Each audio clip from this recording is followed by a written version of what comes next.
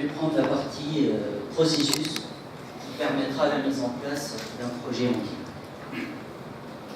Et pour ça, je vais aborder les outils, les processus d'échange et je finirai avec un exemple concret de projet et les cas d'usage utilisés par rapport à ce projet-là.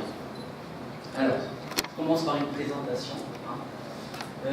Actuellement, je suis un expert BIM qui travaille dans ma propre société depuis le mois de mai 2017. Je travaille entre la France et la Suisse. Je suis de formation de base ingénieur électricien de l'École nationale d'ingénieurs de Tunis.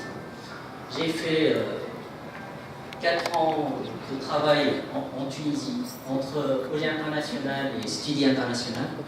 Ensuite, j'ai intégré un organisme de formation français dans lequel j'ai travaillé en tant qu'ingénieur de formation et en tant que BIM manager. Actuellement, depuis 10 ans, 2 mois, je travaille avec des partenaires en Tunisie. Ce partenariat est dû par le fait que, selon le projet, selon le marché français et suisse, on est dans une période, comme a dit Malcolm, de conduite de changement. Il y a un grand manque de ressources. Un grand manque de ressources. Il y a beaucoup de personnes qui prétendent le savoir. Ils n'ont jamais fait de projet, ils n'ont pas d'expérience. Ils s'avancent comme étant des coordinateurs BIM, des BIM managers ou autres, des référents CVC, des référents plomberie. D'accord ? C'est pour ça qu'il faut bien organiser le marché. Parce que la pierre d'édifice qui va permettre de faire le projet, c'est les personnes qui vont modéliser. C'est ça la base. Après, tout ça, tous ces gens-là, ils doivent être guidés. Et c'est là où intervient le rôle d'organisation et d'encadrement. Alors, j'ai quelques références. J'ai des références qui sont entre le Moyen-Orient, l'Afrique et la Suisse. Mais les références qui sont assez intéressantes pour moi, c'est les projets en cours ici. Pourquoi ? Parce que ces projets-là, j'ai constaté que les niveaux de maturité, il a beaucoup évolué. Surtout de la part de la maîtrise d'ouvrage et de la maîtrise d'œuvre. Maintenant, les gens savent de quoi ils parlent. Ils savent bien expliciter leurs besoins. D'accord ? Que ce soit là, par exemple ici, il y a ça, le CHU, c'est le CHU de Lausanne. Ils ont une optique d'arriver d'ici à 2030, modéliser tout un site pour faire l'exploitation maintenance. Sachant que, pour info, même si c'est la Suisse, 60% de leurs plans, ils sont papier, pour info. Et dernièrement, il y a eu une fuite d'eau, ils ont passé une semaine pour trouver la main de sectionnement. Il ne faut pas dire que c'est les Suisses ou c'est les Français ou autres. Les problèmes, ils sont les mêmes, que ce soit ici, que ce soit là-bas. Les services ne se sont pas numérisés. Et même, on a le même problème. La personne qui sait où c'est la balle, il n'est pas là. Donc, voilà. Alors, maintenant, les outils. La maquette numérique, c'est bien, mais il faut bien aller plus loin que ça. Il ne faut pas s'arrêter que dans la modélisation 3D. Il faut savoir optimiser les flux de travail et extraire la donnée. Que ce soit de la donnée numérique, de la donnée, tous on sort des plans, on a des bureaux de contrôle, on a de la maîtrise d'ouvrage, on a besoin de la faire la maintenance après, donc il faut des notes de calcul, il faut des papiers, on est encore dans l'ère du papier, ou même du PDF, avec certains ouvrages. Donc, cette sortie, actuellement, elle est indispensable, puisqu'on est dans une période transitoire.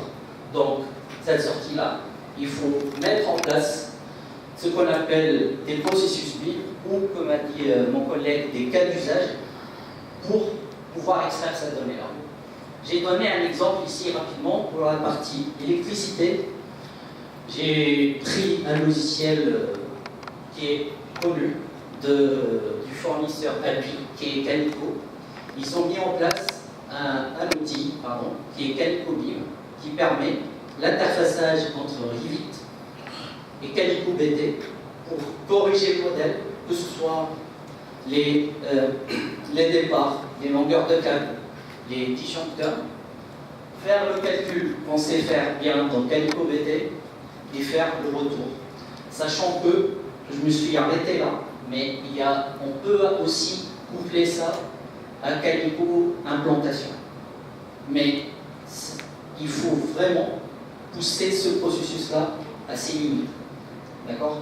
Parce que le développement est en cours et les fournisseurs, quelques Calico, ils se rendent compte qu'ils ont des manquements. C'est un processus qui existe, mais il faut faire attention, il a ses limites. Et comme je dis toujours, nous, on est là pour ça. Le jour où la machine donnera un résultat sans l'humain, on est mal barré, comme on dit. Voilà. C'est nous qui demandons à la machine qu'est-ce qu'il fait. Si on donne un résultat et on ne sache pas l'interpréter, on n'est pas dans la bonne posture. Ensuite, il y a la partie calcul thermique. Et le calcul thermique, aussi, un des cas d'usage, il y a la certification du bâtiment. Et la certification du bâtiment, vu l'enjeu énergétique actuel, on a beaucoup de contraintes. On a la partie certification thermique, on a la partie simulation thermique dynamique. En France, ça commence la partie carbone, d'accord? Et cette partie-là, un des processus BIM à mettre en place, c'est bien structurer la donnée pour pouvoir faire ces calculs-là. Parce que les enjeux les plus importants, c'est la ressaisie d'infos et surtout la perte de l'info. Et là, on différencie plusieurs éditeurs. Là, j'ai pris des éditeurs français, tels que FISA, ou Perunou, ou Archivisa, ou Climawin. Et la différence, il y en a des logiciels qui sont à un niveau de maturité assez intéressant, tels que Climawin. Ils sont intégrés dans le logiciel. Donc, il y a moins de perte d'informations, parce qu'on ne fait pas de l'import, de l'export, mais le logiciel lui permet l'extraction de données. D'accord? Alors que les autres, c'est des imports-exports. Et quand on dit import-export, on a un risque de perte d'information.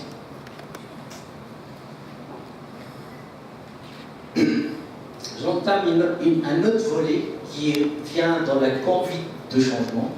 Dans tous les logiciels BIM, encore une fois, on est dans une phase transitoire. Donc, le logiciel BIM qui nous permet de faire une étude de bâtiment complète d'une façon miraculeuse, ça n'existe pas actuellement. Parce que chaque pays, il a ses règles. Chaque pays, il a ses normes. Donc, chaque logiciel doit s'adapter. Pour ça, les différents éditeurs, que ce soit Autodesk, que ce soit Bentley ou Advent, ils ont permis l'ouverture pour le développement. D'accord? C'est pour ça, à certains moments, à certains niveaux de maturité dans les bureaux d'études, il faut avoir un peu de développement pour gagner du temps après. Et pour ça, il y a deux niveaux. Il y a le développement payant, lorsqu'on a des chartes internes, lorsqu'on a des processus redondants. Mais il y a aussi, chose qui est assez intéressante, des gens qui partagent la donnée et donnent le libre service à ces outils-là. D'accord? Vous avez de Autodesk Exchange, vous avez un site très connu de nos collègues ingénieurs informatiques qui est SourceForge, dans lequel vous avez des codes sources gratuitement de différents plugins. Il vous suffit d'avoir un informaticien ou quelques connaissances pour faire l'exécutable et utiliser le plugin. D'accord? Et voilà. Les demandes les plus existantes, c'est la création de réservation, c'est la déviation de réseau, c'est l'import-export Dialux. Après, la partie extraction de données pour tout ce qui est économie de bâtiment, ou pour l'IFC, ou pour la liaison avec le CCTV. On commence à voir ces demandes-là. Et ça, maintenant, on voit ça beaucoup chez les grands groupes. On prend des informaticiens. Et maintenant, la tendance, c'est le Python. Parce que Le Python, c'est un langage qui est assez connu dans le monde industriel. Il intègre le bâtiment et son prise en main, elle est assez facile.